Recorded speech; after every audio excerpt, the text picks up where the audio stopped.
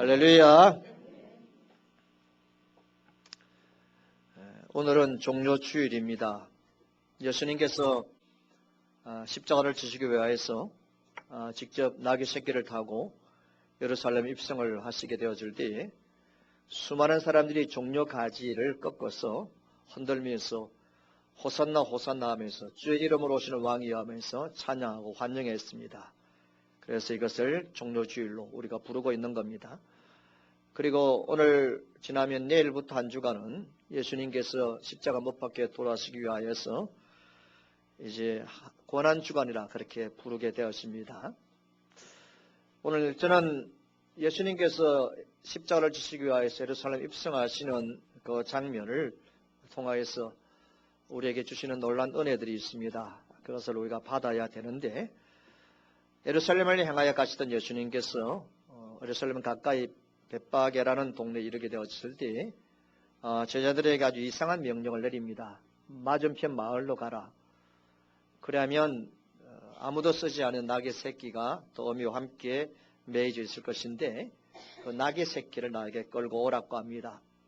주인이 왜 낙의 새끼를 푸느냐라고 말하면 주가 쓰시겠다고 하라고 예수님께서 명령을 하십니다. 여러분, 돈을 준 것도 아니잖아요. 무조건 끌고 오라는 것이죠. 그리고 이제 예수님께 지금까지 걸어오셨습니다. 제가 볼 때는 거리상이 약 2km 정도 되는데 그 2km 정도만 걸어가면 되는 것인데 왜 이 시점에 있어서 예수님께서는 특별히 또 낙의 새끼를 타시고 가시려고 하시는가? 예수님께서 제자들에게 내린 질문, 이 명령은 아주 혼란스러운 그런 명령이지 않습니까? 그러나 제자들은 예수님 말씀에 순종하고 그 맞은편 마을로 가보니까 진짜 낙의 새끼가 있는 겁니다. 그래서 아무 말하지 않고 낙의 새끼를 풀어서 가져오려고 하니까 주인이 왜 당신들이 낙의 새끼를 푸느냐라고 했을 때 제자들이 주께서 쓰시겠다고만 했습니다. 그때 이 주인이 아무 말하지 않고 그 낙의 새끼를 내어주게 되어진 겁니다. 제자들이 낙의 새끼를 가지고 와서 이제 예수님에게 오는데 너무 민망하잖아요. 그래서 자기들이 겉옷을 벗어서 안장처럼 낙이 등에다가 갈아드리게 되어지고 예수님께서 이제 낙의 새끼를 타시고 예루살렘 입성을 하게 되어지는데 제자들이 앞다투어서 가면서 호산나 다윗의 자손이여 주의 이름으로 오시는 이여 그리고 가장 높은 곳에서 호산나라고 하면서 막 찬양하게 되어지고 환호하게 되어집니다. 동네에 있던 많은 사람들이 다 나옵니다. 그래서 어떤 사람은 자기가 입고 있던 겉옷을 벗어서 예수님께서 나귀를 타고 가는 그 길에다가 까는 사람들도 있었습니다.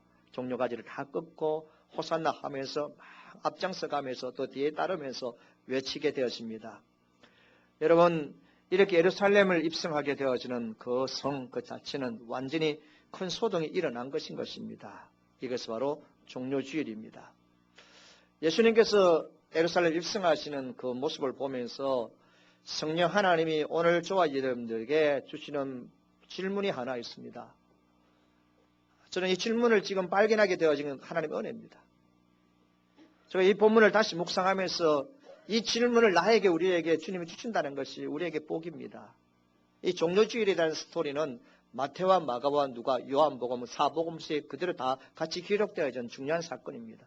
왜 이 종료주일을 이 사복음서에 다 성령께서 기록하게 하셨을까? 그 이유가 있음을 알게 되었습니다. 여러분들에게 드리는 질문은 뭐냐면 여러분들이 5일만 산다고 5일 후는 죽는다고 할 때 내가 5일 지나고 나면 죽어야 됩니다.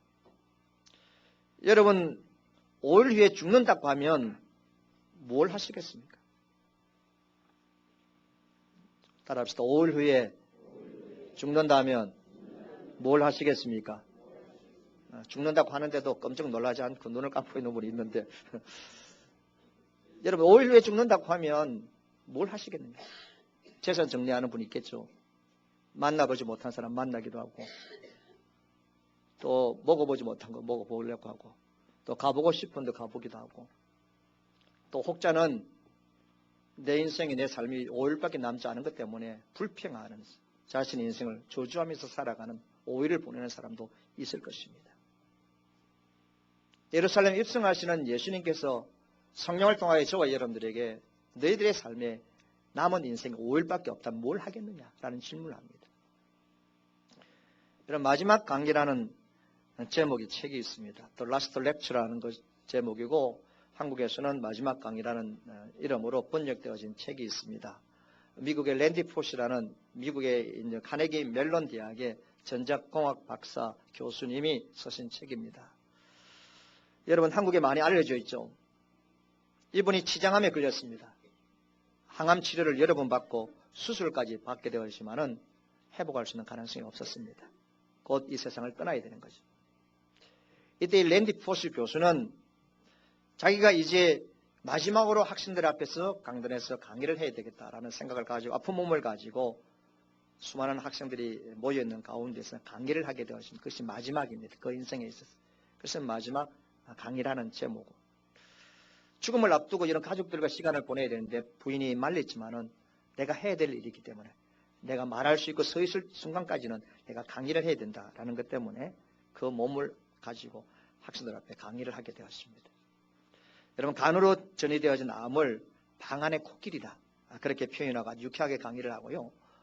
이분이 그 강의를 하는 가운데 자신의 몸 안에 있는 10개의 종양의 사진을 학생들에게 보여주면서 내 안에 이런 것이 있다 라고 하면서 농담을 섞여가면서 유쾌하게 강의를 했다고 합니다. 그 강의에 있어서 강조되어지는 것들이 몇 가지 있는데 첫째는 절대 포기하지 말라. 두 번째는 가장 좋은 금은 쓰레기 밑바닥에 있다. 그리고 당신이 뭔가를 망치고 잘못했다면 사과하라. 감사하는 마음을 보여주라. 준비하라. 행운은 준비하는 자에게 반드시 온다. 라는 그런 내용으로 아주 유명한 강의를 하게 되어졌고요. 그러면서 이분이 가장 강조했던 가장 유명한 이 땅에서 가장 유명하고 소중한 세 단어가 있다. 이 땅에서 가장 소중한 세 단어가 있는데 그 세 단어가 뭐냐면 to be honest입니다. 정직하라는 겁니다.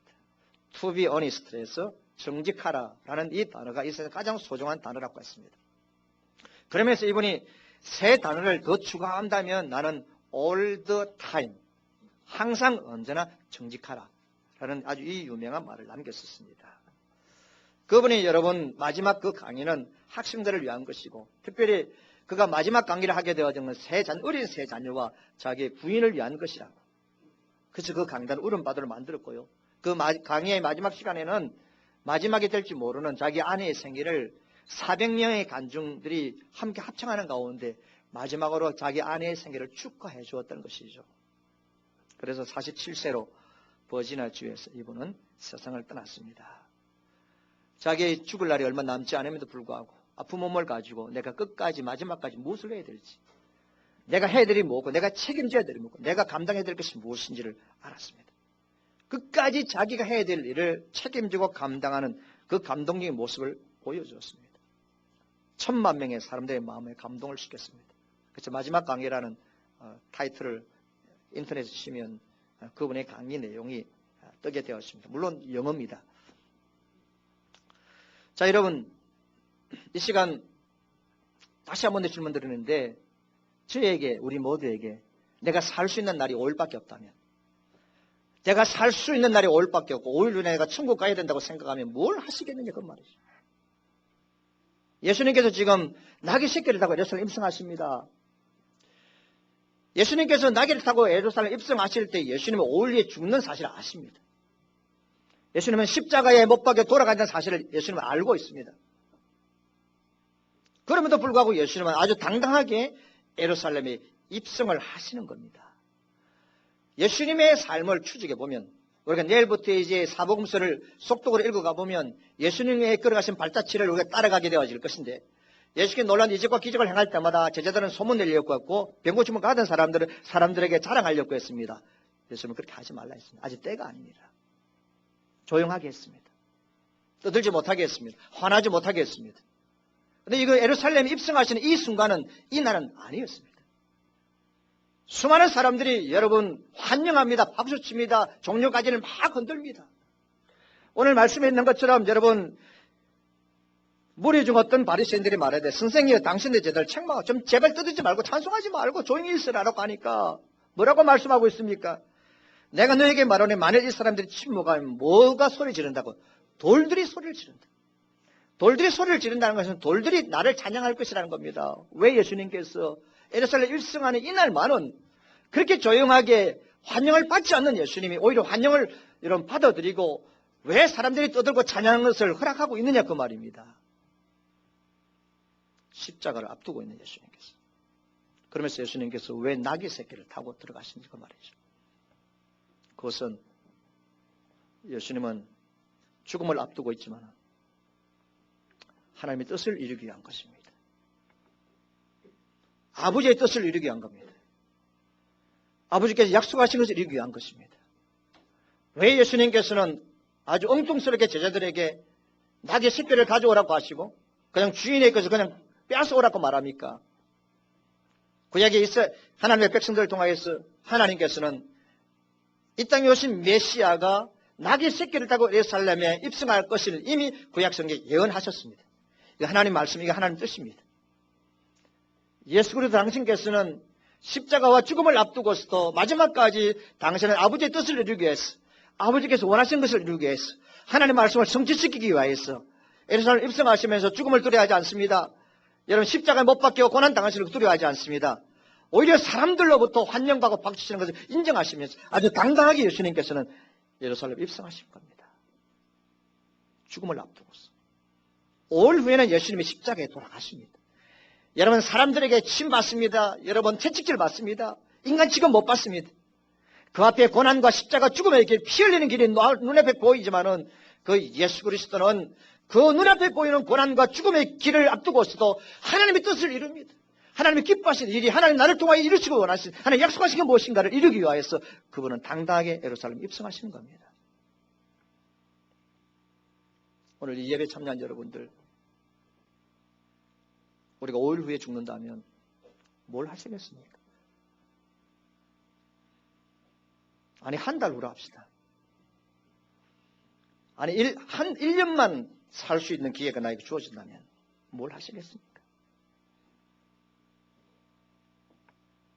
저와 여러분들은 이 종료주일날 우리 예수님처럼 고난의 앞이 보입니다. 죽음의 앞이 보입니다. 욕먹는 것이 앞에 보입니다. 채찍 맞는 것이 앞에 보입니다. 손해보는 것이 앞에 보입니다. 그럼에도 불구하고 그리스도인들은 그 믿음을 길을 끝까지 걸어가야 됩니다. 할렐루야. 우리는 끝까지 걸어가야 됩니다. 하나님이 기뻐하시는 일이기에 주님이 원하시는 일이기에 주님이 뜻하시는 것이기에 주님께서 우리를 통하여 이루시기를 원하시는 일이기에 그 일이 비록 욕먹는 것이고 우리가 고생하는 것이고 나의 것을 귀중하게 바쳐서 계산적으로는 손해보려는 일이라 할지라도 그것이 하나님이 원하시는 일이고 하나님을 기뻐하시는 일이라면 우리는 그 길을 끝까지 가는 자가 되어야 될 줄 믿습니다. 그러므로 여러분 우리가 함께 주를 섬겨가며 있었어요. 중간에 포기하지 마시기를 축원합니다. 중간에 녹슬지 않기를 바랍니다. 중간에 주저앉지 마시기를 바랍니다. 우왕좌왕하지 마시기 바랍니다. 오늘 예배 참여하신 여러분들 그리스도 안에서 정말 여러분들 인정하고 사랑합니다. 우리의 인생이 여기 앉아있는 우리 자녀들 가운데 볼 때 뭐 한 90년 이상까지 살 사람이 아무도 없습니다. 100년 안에 다 세상을 떠나야 할 때 여기 어떤 분들은 얼마 앉지 않아서 세상을 떠날 분도 있었겠지만은 정말 하나님께 속한 것이지만 하나님은 세워진 이 위치에서 하나님 나에게 맡기신 사명의 자리에서 하나님이 원하시는 기도와 눈물의 그 자리에서 그것이 비록 힘들고 어렵고 고난의 길이지만 거기를 끝까지 가야 될 줄 믿습니다. 끝까지 가야 됩니다. 손해본다고 줄어든다고 힘들다고 욕먹는다고 우리가 가야 될 길을 우리가 있어야 될 그 자리를 벗어나는 것은 하나님 결코 기뻐하지 않는 줄 믿습니다. 이것이 바로 그리스도인의 삶이에요. 그리스도인들이 이왕 우리는 예수 믿었으니 넓은 길을 가기보다는 좁은 길을 갈 수 있도록 애쓰고 힘써야 됩니다. 이것이 주 앞에 갔을 때 부끄럽지 않는 삶을 살아갈 수 있는 방법입니다. 그래서 주님 부르실 때까지 여러분들이 서 있는 그 위치에서 맡아 있는 그 책임에서 끝까지 충성하시고 끝까지 헌신하시길 주의 이름으로 축원합니다. 저는 그렇게 잘 살지 못하지만 그렇게 살려고 노력을 해요. 요즘은 그렇게 살려고 노력하는 것이 조금 몸에 이제 배입니다. 하나님, 내 인생과 내 삶이, 내 사역이 닳아서 없어질지언정 내가 녹슬지 않게 해달라고. 이 목사가 녹으니까 나에게도, 여러분들에게, 우리 모두에게도 손해입니다. 열심히 말씀 준비하고 열심히 기도하고 해서 너무 소진되고 닳아서 런아웃되고 완전히 탈진되더라도 녹슬지는 말자 그 말입니다. 오늘 예배 참여자 여러분들, 이 교회를 위하여서 헌신하고 섬기는 그 발걸음이 녹슬지 않기를 바랍니다. 기도가 녹슬지 않기를 바랍니다. 여러분, 헌신과 손과 발걸음이 녹슬지 않기를 축원합니다. 성령께서 우리에게 주신 두 번째 진리가 있고 깨닫는 것이 있습니다. 그것은 뭐냐면, 우리는 이 나귀처럼 예수님을 태우는 삶을 살아야 되지, 예수님을 타고 가려고 하는 그런 신자의 삶을 살면 안 됩니다. 목사님 무슨 소리입니까? 오늘 이 시대의 안타까운 일은 예수님을 내 인생에 태우고 살아가기보다는 예수님을 내가 올라타서 예수님을 통하여 덕을 보려고 하는 교인들이 많아지고 있는 시대이지 않습니까? 그것이 목사이든지 교인이든지 교회 자체든지 상관하지 않고. 어릴 때 여러분 교회 생활할 때에 우리가 뭐 부활절 되고 추수감사절 되고 그리고 뭐 성탄절 고난주간 되면 이 촌극을 많이 하잖아요. 촌극이라는 것은 무슨 뜻이에요? 촌극, 촌스러운 극입니까? 짧은, 그죠? 짧은 연극을 촌극이라 합니다. 뭐 아시겠어요? 촌극은 촌스러운 그게 아니고 짧은 연극이에요. 우리 짧은 연극을 할 때에 이 예수님께서 예루살렘에 입성하시는 이 스토리는 항상 등장했습니다. 자, 그러면 주일학교에서 이제 이 촌극을 준비하려고 하면 아이들 다 불러 모아놨고 이제 배역을 정해야 되잖아요. 제일 먼저 어떤 역할을 정해야 됩니까? 예수님이죠. 자, 누가 예수님 할래 하면 어째야 되겠어요? 아이들 가운데서는 서로 한번 저희 좀 한번 해봐요. 아이들이 서로 저요 하려고 합니다. 저요. 근데 교사 선생님이 아이들 가운데 그래도 교회 생활 얼마 되지 않은 아이들, 안 믿는 아이를 다 꼽아가지고 예수님 역할을 맡겼어요. 그럼 두 번째 어떤 역할이 필요합니까? 낙이 아직 멀었어요. 지금 벌써 낙이 나오면 안 되죠. 예수님 뒤에 누가 따라가야 됩니까? 제자들이죠, 제자들. 제자들 누구 하려고 하니까 예수님 안 되는 아이들이 섭섭하지만은 뭡니까? 그럼 제자 역할이라도 해야 될까 싶어가지고 저희 하면서 손을 막 흔듭니다. 그래서 몇 명을 뽑아요? 20명 뽑아야 됩니까? 12명의 제자를 뽑았습니다. 자, 그 다음에 이제 어떤 역할을 뽑아야 됩니까? 아직도 낙이 나오면 안 돼. 막 한화는 군중들입니다. 군중들. 막 종려 가지를 꺾어서 흔드는 군중들. 군중들이 하는 것은 니나 내나 할 것 없이 다 시키는 거죠. 이제 마지막으로 어떤 역할을 뽑아야 됩니까? 로마 군병도 있어야 되고. 더 이상하지 맙시다. 마지막으로 뭡니까? 나귀 역할을. 너가 역할할 사람 손들어 봐라 하면 아이들 가운데서는 내가 하겠다라고 용감하게 손을 드는 아이들이 별로 없을 것입니다. 왜 그렇습니까? 왜 하려고 하지 않겠어요? 왜 어릴 때 교회를 안 다녀봤으니까 모르는데 왜 하지 않으려고 합니까? 힘들죠. 어떻게 힘듭니까? 없는 게 아니고 지금 나귀 역할을 하니까 무릎 꿇고 기어야 되지. 그리고 자기 등에 사람을 태워야 되고 그 다음 나귀가 이 납반대기 얼굴을 그대로 내놔면 됩니까? 얼굴을 팔을 써야 되지. 덥겠습니까? 안 덥겠습니까? 더운 것이요. 그러므로 우리말로 하면 이 3D 역할이에요. 이 역할을 함부로 하지 않을 거예요. 그런데 이 총극에서 가장 은혜 받는 아이가 있다면 누구겠습니까? 예수님 역할. 저는 이 연극에서 가장 은혜 받는 역할을 한 아이가 누구냐면 누구라고 말할 수 있겠을까? 나귀 역할을 한 아이예요. 자기가 이제 예수님을 등에 태워가 가는데 사람들이 안 보이는데 땀 팍 흘립니다. 무릎 깨지고 아픕니다. 그런데 마을 입성에서 쭉 가는데 제자들과 사람들이 막 박수치면서 환영하고 오 하면서 난리예요. 누구를 향한 환호입니까? 누구를 향한 칭찬, 누구를 향한 찬양입니까? 예수님을 향한 찬양이고 예수님을 향한 환호인 겁니다. 그런데 자기가 예수님을 태우고 가지만은 자기 얼굴은 사람들에게 보이지 않습니다. 그러나 예수님은 자기와 함께 나귀를 타고 가는 분이기 때문에 예수님께서 환호를 받으시면서 누구도 함께 등달아 봤습니까?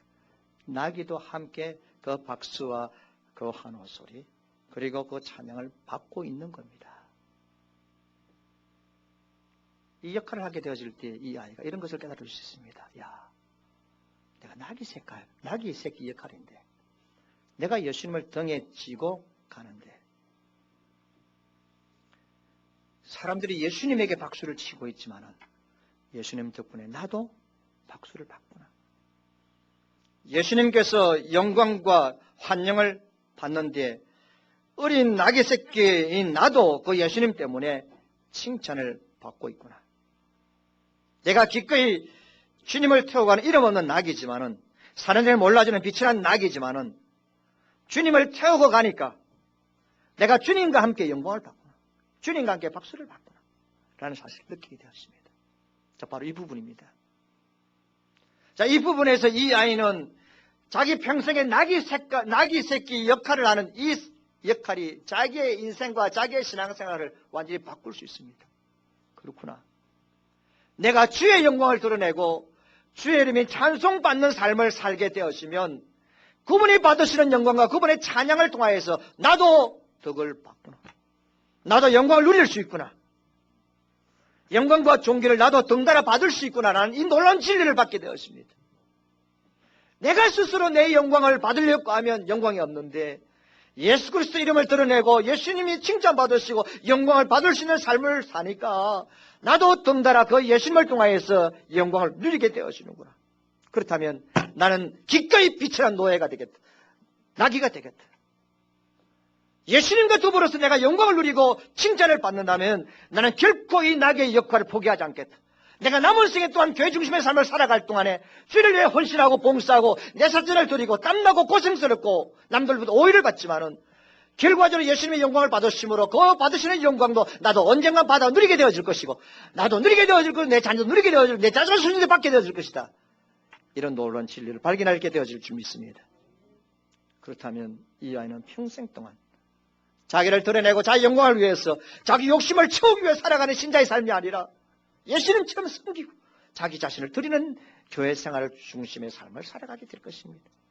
그러므로 이 나귀 역할을 맡은 이 아이가 가장 은혜를 많이 받는 아이가 아니고 무엇이겠습니까? 사랑하는 성도 여러분, 그런데 오늘날 많은 사람들은 나귀처럼 예수님을 등에 태우려고 하지 않고 예수님을 타고 가려고 하는 사람이 많습니다. 그게 무슨 말입니까, 목사님? 들어보면 다 압니다. 예수님을 나귀처럼 태우고 가야 하는데 예수님을 타고 가려고 해요. 유대인들 보세요. 물론 종교 지도자들은 예수님이 출현해서 얼마 있지 않아서부터 예수님 핍박해 왔지만은 일반 대중들은 예수님이 행하시는 역사를 가만히 보면서 저분이 우리를 구원하신 메시아인 것 같다라고는 느낌을 가지고 그것도 알고 있는 사람들도 있었어요. 그런데 유대인들이 가지고 있는 기대는 무엇이냐면 우리가 가지고 있는 기대와 다르죠. 로마의 식민지대 앞에 있는 우리를 이 예수 그리스도가 메시아고 왕으로 오시니까 우리를 해방시키시고 로마를 쳐부수고 당당히 예루살렘에 입성할 것이고 그리고 그 예수를 통해서 우리가 자유를 누리는 그 날이 메시아를 통하여 있을 것이라는 기대를 가지고 꿈꾸면서 있는 거죠. 예수님을 메시아로 인정하고 환영하고 있는 목적이 어디라고요? 예수님을 등에 태우려고 하는 것이 아니라 자기들의 욕심입니다. 자기 민족적인 욕심이에요. 병자를 고치고 죽은 자를 먹이고 죽은 자 살리는 예수님이라는 분이 지금 우리가 살고 있는 예루살렘 온다는 겁니다. 이분이 메시아가 틀림없는데 어찌 가만히 있을 수 있겠습니까? 나가자. 길거리 그분을 환영합니다. 호산나 호산나. 그런데 이 큰 희망이 그다른 실망으로 바뀌집니다. 이제 여러분 예수님께서 예루살렘 입성하셨습니다. 입성하는 그날은 여러분 소득이 일어났으니까 당장 그 다음날 예수님께서 로마의 군인들을 쳐부수고 그래서 자기들에게 해방과 정말로 나라를 세워가는 그 과정이 하루하루 이렇게 펼쳐 보여야 되는데 오히려 하루하루 더 절망입니다. 그분이 죽으시려한다고. 십자가 못 박혀 돌아가시겠다는 겁니다. 나를 따르라. 나와 함께 봉기하자. 그리고 독립을 되찾자. 그렇게 말할 줄 알았는데 예수님은 나는 죽으러 왔다. 내 목숨 많은 사람의 대성물을 주러 왔다. 이 말도 안 되는 소리를 하는 겁니다. 기대가 크면 실망은 크는 거죠. 그때부터 실망한 유대인들은 예수님을 십자가에 못 박아라 하는 겁니다. 자, 그렇다면 이 유대인들은 예수님을 태우고 간 자입니까? 예수님을 타고 간 자입니까? 예수님을 뭐 한 자입니까? 타고 가려고 하는 자입니다. 예수님을 통하여서 자기들의 목적을 이루려고 하는 것입니다. 예수님을 자신의 목적들을 이용하려고 합니다. 자, 저 메시아는 예수라는 사람은 우리의 기대에 맞아야 된다는 거죠. 우리의 영광과 우리가 이루고자 하는 그 목적과 성취에 맞아야 된다고 생각을 했는데 아닌 거죠. 그래서 예수를 죽이라 합니다. 오늘 이런 식으로 예수를 타고 신앙생활하는 사람이 많습니다. 신앙생활을 내 뜻대로 합니다. 믿음과 신앙을 하나님의 말씀을 내 마음대로 이용합니다. 인간적인 목적에 따라 신앙을 이용하고 교회에서도 내 뜻대로 안 되면 내 주장도 안 되면 견디지 못 분노합니다. 우리에게 그런 마음이 조금이라도 있다면 우리는 유대인들처럼 예수님을 타고 가려고 하는 자들일 수 있습니다. 제자들도 마찬가지예요. 지금까지 제자들이 보여준 모습은 예수님을 태우려고 하는 자 아니에요. 예수님을 타고 가려고 합니다. 그래서 예수님께서 이 나라를 회복하면 한 잔에 하려고 엄마를 통해서 여러분 청탁까지 이었던 제자들이지 않습니까?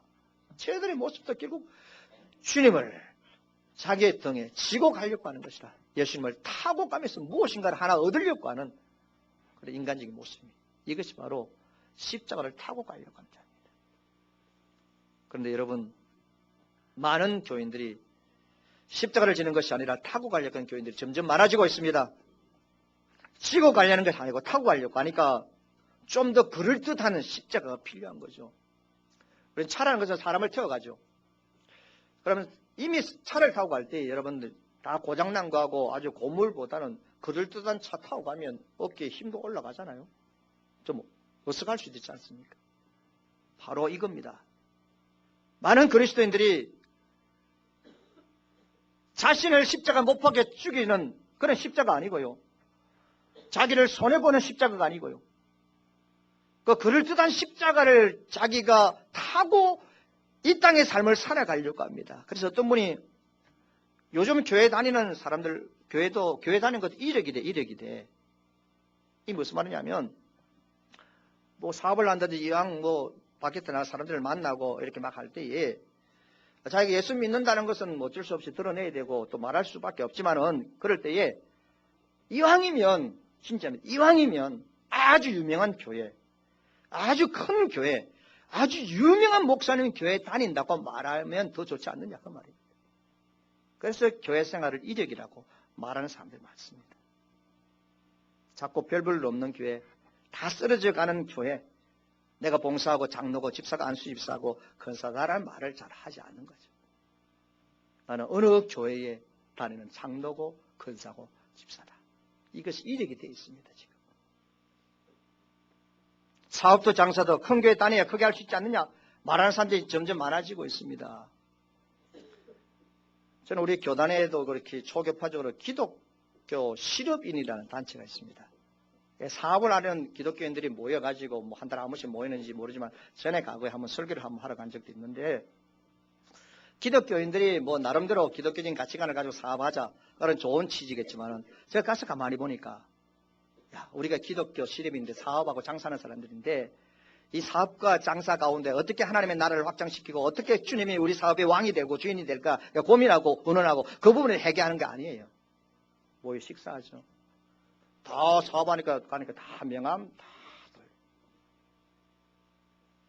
관계의 폭을 넓히기 위해서. 그럼 그리스도인들끼리 서로 도와주고 협력하는 거 좋은 일이죠. 그렇게 해야 되죠. 당연하죠. 교인은 교인끼리 도와줘야 되죠. 그런데 문제가 뭐냐면 십자가와 예수 그리스도와 신앙을 이용하려고 하는 의도가 마음속에 있는 사람들이 있더라 그 말이죠.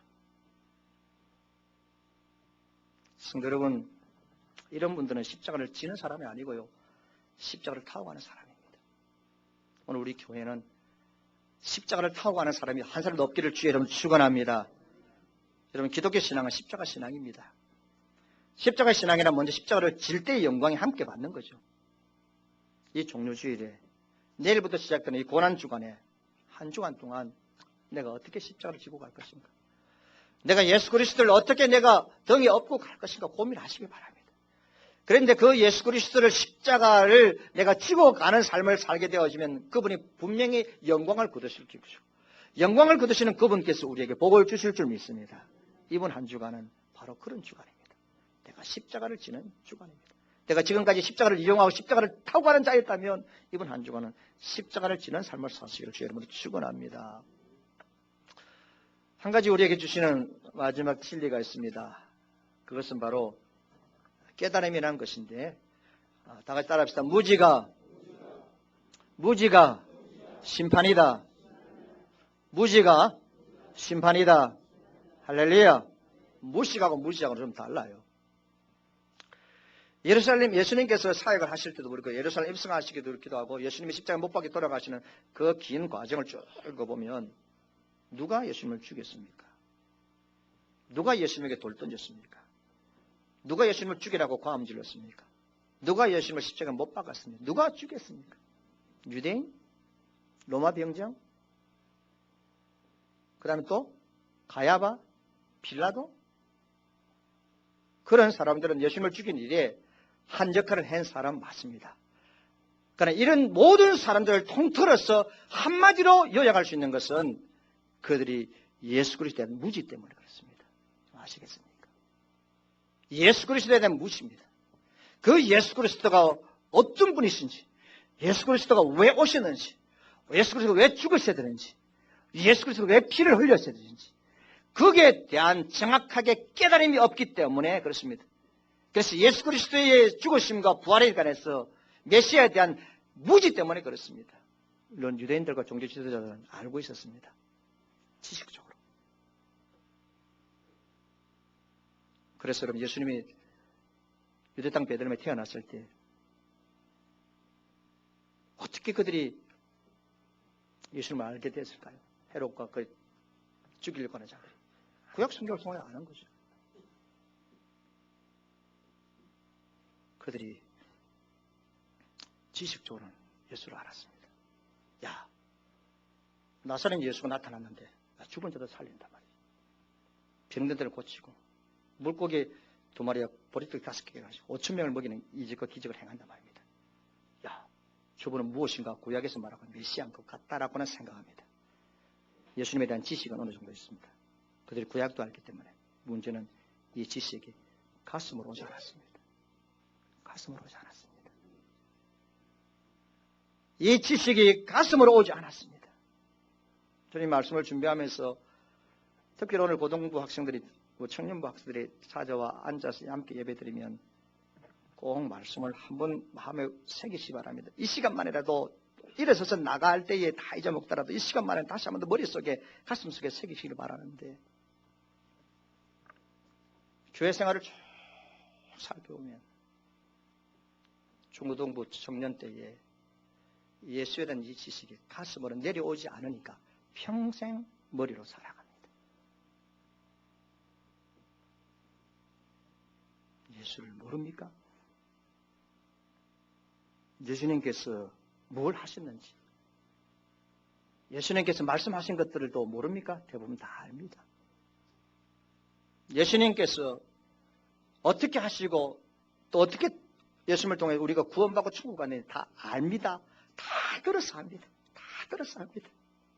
그런데 놀라운 것은 듣고 있는 이것이 내 가슴으로 와닿지 않습니다. 이것이 깨달음으로 와닿지 않고 믿음으로 받아들이지 않습니다. 이것이 무지입니다. 이 무지는 결국 심판입니다, 여러분. 예수 그리스도를 지식적으로 아는 사람들 지옥 갑니다, 여러분. 예수 그리스도가 나를 위해 십자가 못 박혀 돌아가서는 지식적으로 알고 입으로 고백하고 그 진리가 성령이 도우시면 내 가슴에 와서 박혀 있어야 천국 갑니다. 천국 갑니다. 왜 우리의 자녀들이 흐름멍텅합니까? 왜 우리 자녀들이 청년부대에서 여러분 나이가 들어가면서 신앙생활을 더하면서 예수님 속에 더 들어가야 되는데 왜 그렇게 흐름멍텅합니까? 내가 알고 있는 예수에 대한 지식이 가슴으로 오지 않기 때문에 이게 무지입니다. 우리가 믿음으로 구원받습니다. 맞습니다. 그러니까 믿음과 더불어서 반드시 함께 동행하는 것은 우리의 행위입니다. 우리의 삶입니다. 우리의 신앙생활 자체입니다. 근데 왜 우리의 삶이 그렇지 되지 않을까? 무지 때문에. 이번 한 주간은 우리 모두가 다 예수님이 왜 죽으셔야 되는지, 왜 예수님이 피를 흘렸어야 되는지 이 부분을 지식적으로 알 뿐 아니라 가슴으로 알 수 있는 기회가 되시기를 바랍니다. 그래서 성령의 도우심으로 알지 못하는 그 무지에서 벗어날 수 있는 한 주간 되시기를 축원합니다. 그래서 이번 한 주간 열심히 기도하시고 고민하시고 말씀 읽으셔서 이 무지에서 벗어나시기를 여러분 축원합니다. 왜 그렇습니까? 여기에는 저와 여러분 다 천국 가야죠. 천국 가야죠.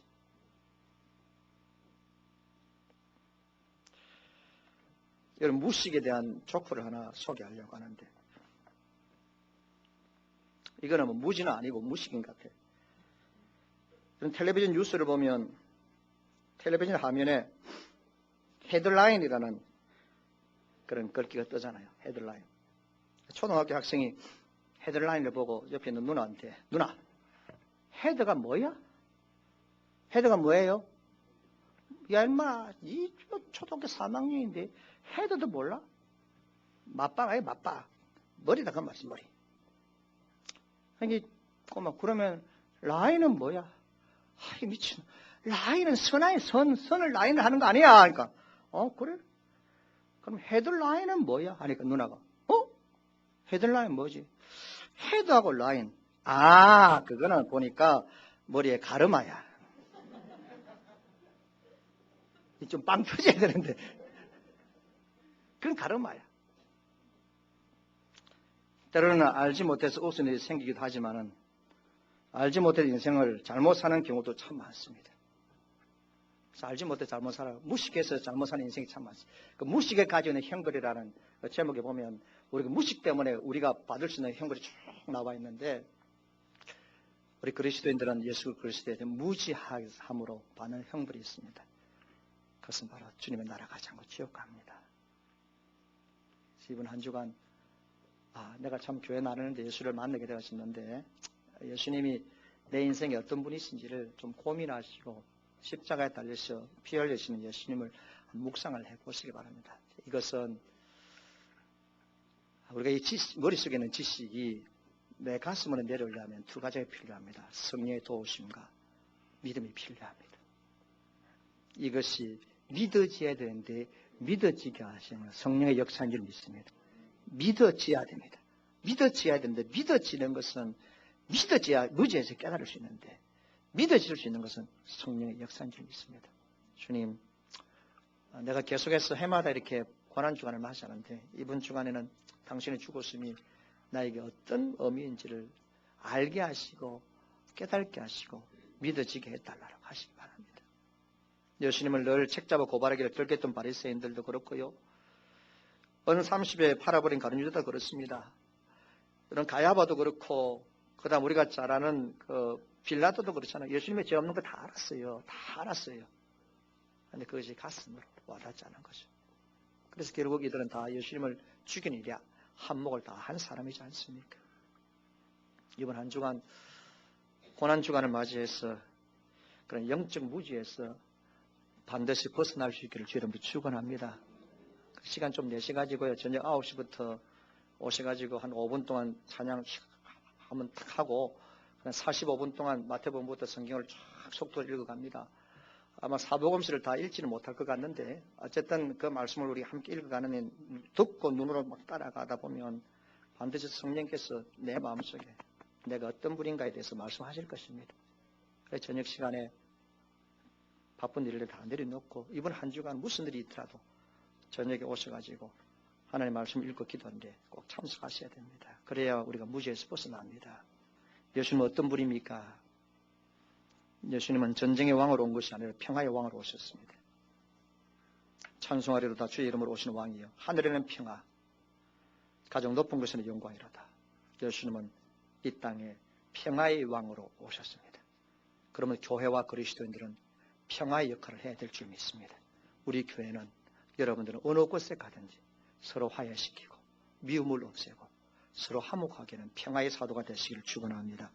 예수님은 지배의 왕이 아니라 섬김의 왕으로 왔습니다. 낙의 새끼를 타셨습니다. 예수님은 여러분 교만의 왕이 아니라 겸손의 왕으로 오셨습니다. 내 마음이 온유하고 겸손하니 예수님은 자기를 내세운 적이 없습니다. 그렇게 많은 기적을 나타내신 분들 한 번도 자랑한 적이 없습니다. 저는 주님을 닮아 보려고 해도 이거는 안 돼요.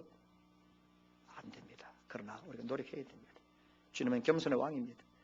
주님은 다스리는 왕이 아니라 우리를 돌보십니다. 약한 자를 돌보시고 병든 자를 돌보고 상한 자를 돌보시고 세리와 창녀들을 돌보시던 분입니다. 그 돌보시는 왕이 우리의 인생에 우리의 삶을 돌보실 것입니다. 주님은 빼앗는 왕이 아니라 주는 왕입니다. 다 주고 가셨습니다. 자기의 모든 것, 자기의 피, 여러분 몸, 살, 생명까지 다 주셨습니다. 그래서 다 이루었습니다. 다 이루었고 다 주셨고 구원도 생명도 기업도 천국도 십자가에 다 주었습니다. 주님은 우리를 위해 주셨습니다. 우리를 주셨습니다. 우리는 주님을 위해 다 주셨습니다. 주님은 우리를 위해 다 주셨다니까요. 그러면 우리 이번 한 주간 시간 좀 드려야 되는 게 있습니까? 이번 한 주간 시간 들여서 기도하고 주님 만나가지고 다음 주일 하나님께 예물을 좀 드려야 되지 않겠습니까? 주님은 나에게 다 주셨는데 우리는 다 드리지 못하더라도 우리의 마음의 중심은 다 드리기를 원하는 마음으로 시간과 물질도 우리의 눈물도 바쳐야 되지 않겠어요? 마지막 한 가지입니다.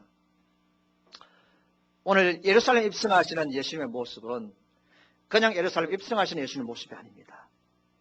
이 예수님의 모습은 재림의 왕의 모습입니다. 너무너무 중요한 사실입니다. 여러분 진리입니다. 예수님께서 이 종료주일날 나귀를 타고 입성하십니다. 아까 말씀드렸지만 지금까지 예수님은 사람들의 박수철회와 환영을 거절했습니다. 제자들이 예수님의 놀라운 능력을 소문내려 갖고 입 다물게 했습니다. 때가 아니라고 했습니다. 그런데 오늘 예루살렘 입성하시는 예수님은 그 많은 사람들이 박수치며 환호할 때에 가만히 두었습니다. 바리새인들이 좀 떠들지 말라, 좀 조용히 시키라고 하니까 만약에 조용히 시키면 돌들도 소리질러 나를 찬양할 것이라고 했습니다. 이게 무슨 뜻입니까? 예루살렘 입성하시는 예수님의 모습은 그냥 입성하시는 모습이 아니에요. 여러분 이것이 성령의 눈으로 보면 예수님께서 예루살렘 입성하시는데 십자가를 지시기 위해서 고난을 앞두고 들어가는 모습이지만 이 모습에서 장차 이 땅에 오실 재림의 왕이신 예수님을 발견할 수 있습니다. 예수님이 이 땅에 처음으로 오실 때, 초림에 오실 때, 유대 땅 베들레헴에 오셨을 때는 사람들이 알아보지 못했습니다. 많은 사람들이 박수치면서 가지를 흔들면서 축하하지 않았습니다. 대부분의 사람들이 몰랐습니다. 환영하지 않았습니다. 지금은 예루살렘 입성하시는데 수많은 사람들이 환영합니다. 수많은 사람들이 박수칩니다. 예루살렘 유대 땅 베들레헴에 탄생해서 사람들이 잘 보지 못했습니다. 예수님이 탄생하시고 몇 사람 외에는 보지 못했습니다. 그런데 지금 예루살렘 입성하시는 예수님의 모습은 수많은 사람들이 어린아이 남녀노소 할 것 없이 다 모여가지고 보면서 환영하고 있습니다.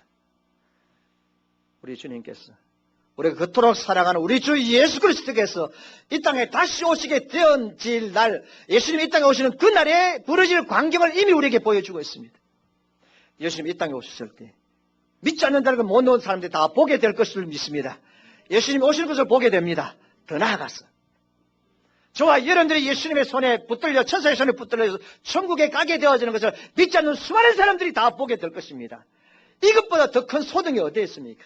믿는 자들은 주 예수의 오시옵소서 찬양하는데 예수님이 오십니다. 그럼 믿는 자들은 여러분 목이 터지라고 그분을 찬양하고 오셔서 감사합니다 라고 하면 축제가 벌어지고 한쪽에서는 지옥으로 떨어지는 사람들이 자기 인생을 원망하며 저주하는 아버지 소리가 들어질 것입니다. 이것이 마지막 날 심판날에 보여줄 광경인데 오늘 예수님이 예루살렘 입성하시면서 만왕의 왕으로 심판의 주를 오실 부분에 대해서 말씀하고 있습니다.